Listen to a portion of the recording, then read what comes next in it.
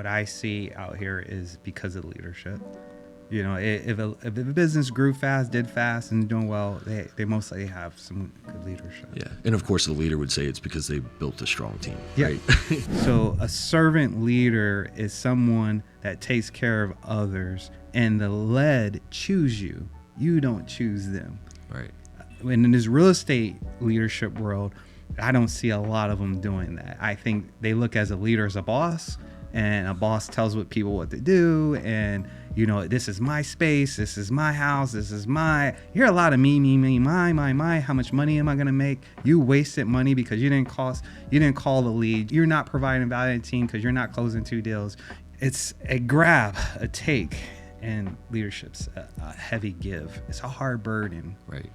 And challenging because you have to work on yourself harder than just working on others. Yeah, someone's only closing 2 deals. I'm not going to them saying, why are you only closing? I'm going to say, how can I support you to close more deals? What am I not doing right to give you the information or the tools or the resources that you need to be successful? Because I want you to win, right? And if you don't win, it's on me as a leader because I'm not giving you what you need, right? In some capacity, whether it's training, it's knowledge, it's experience, it's empowering you to make decisions, it's doing all these different things. But that's awesome. I mean, we think about leadership very similarly, which in leadership means a lot to me. I'm still working on it every day, but I learned probably for 10 years under a Navy SEAL. Yeah. And he taught me almost everything I know about leadership. I say a Navy SEAL, I was closely attached to a Navy SEAL, but I was working with other special operations guys from various units doing nonprofit events and different tasks and I guess quote unquote like missions, like not in the military. I was not in the military, I didn't serve, but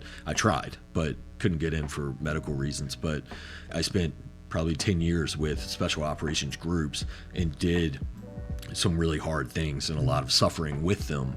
But in that suffering and in those tasks, I learned leadership and how they communicated and how they worked together and what teamwork looked like at one of the most elite levels in the world, in my opinion. Yeah. And it's awesome with your experience in the Army, you know, how you talk about leadership is exactly what I saw every day for those 10 years of working very closely with them. When I started a property management company, I didn't know anything about property management. And so I had to bring people on and have the humility to learn from them and empower them to make decisions and then create a network of processes and systems to help everyone work together and bring this culture into this industry, into our company.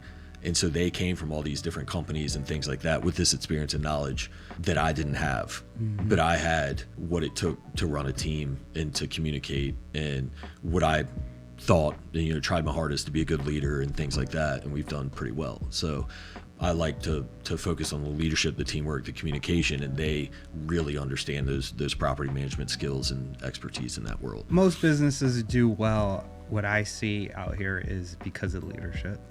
You know, if a business grew fast, did fast, and doing well, they mostly have some good leadership. Yeah, and of course the leader would say it's because they built a strong team. Yeah. Right?